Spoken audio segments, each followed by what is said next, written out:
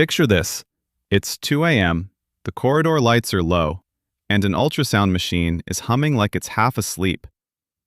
Most of us would point to that machine and say, "There's the energy hog." But here's the surprise. The biggest chunk of carbon in that room is probably the crisp sheet on the bed. Wild, right?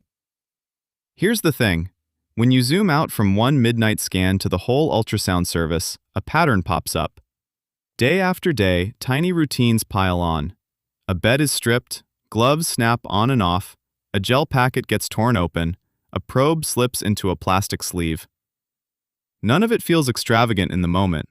Yet, together, these habits act more like a slow leak than a burst pipe.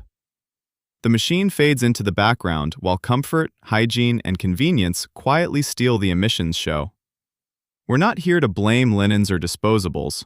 We're here to notice where the weight really sits, and to ask, are all those habits truly essential, or just inherited tradition? First, the numbers. When researchers ran a full life cycle analysis of ultrasound, the results landed nowhere near what most people expected. The lion's share of emissions didn't come from plugging in the scanner. It came from everything wrapped around the scan: the textiles, the plastics, the packaging, plus all the hot water and detergent that keep them moving. Think of it like moving house and realizing the bubble wrap and boxes outweigh the sofa. If hospitals set sustainability targets based only on the machine's power draw, they're aiming at the wrong bullseye. So, what exactly did the study measure? They followed every material from cradle to grave. For a single cotton sheet, that meant calculating the climate cost of growing cotton, weaving and dyeing fabric, trucking it to a laundry, washing, drying, and repeating that loop hundreds of times.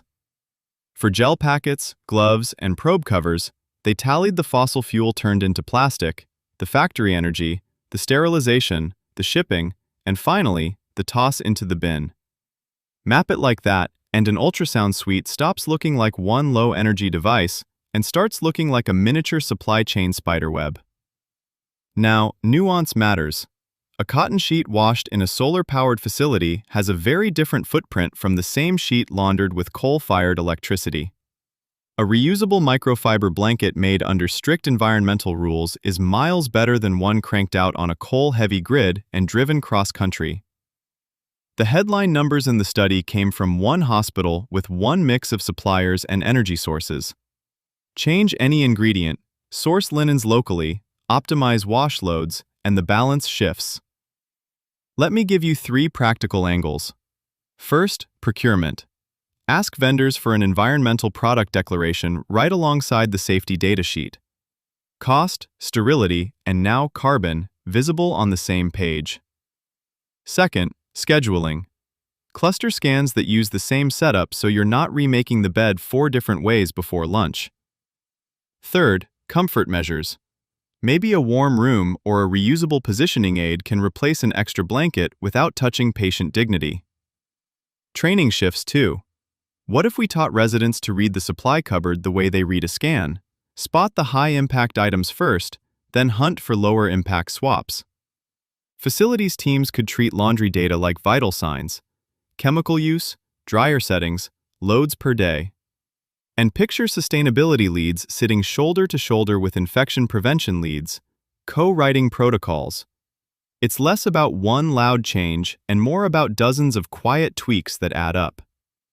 Think of the ultrasound room as a low-carbon laboratory. Staff can test new textiles, rethink default glove use, or pilot a shared gel station. Each micro-experiment is like editing a draft.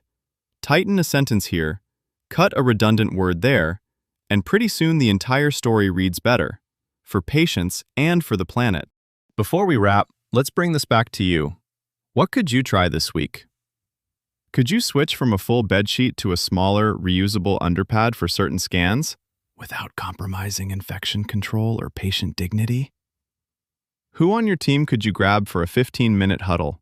Maybe the sonographer, the charge nurse, the supply manager, to map out the actual linen flow for one exam and test a tiny tweak, like no blanket unless requested.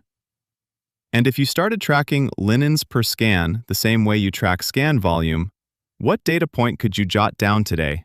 type of linen, number per exam, to build a case for a leaner, greener protocol. Let that sink in for a second. So, here's what we covered today. 1. The ultrasound machine isn't the main carbon culprit. Linens and disposables are. 2.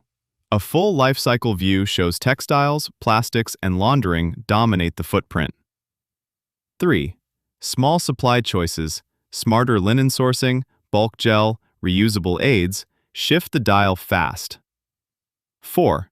Procurement, scheduling, and training are powerful levers hiding in plain sight. 5. Your exam room is a perfect lab for tiny experiments that add up to big change. Bottom line, you don't need a brand new scanner to slash emissions. You need curiosity, a tape measure on your linen pile, and a team willing to test small ideas. Try one this week, measure the result, and share the story. Every tightened leak gives the planet and the hospital budget a little more room to breathe. And that is a scan worth repeating.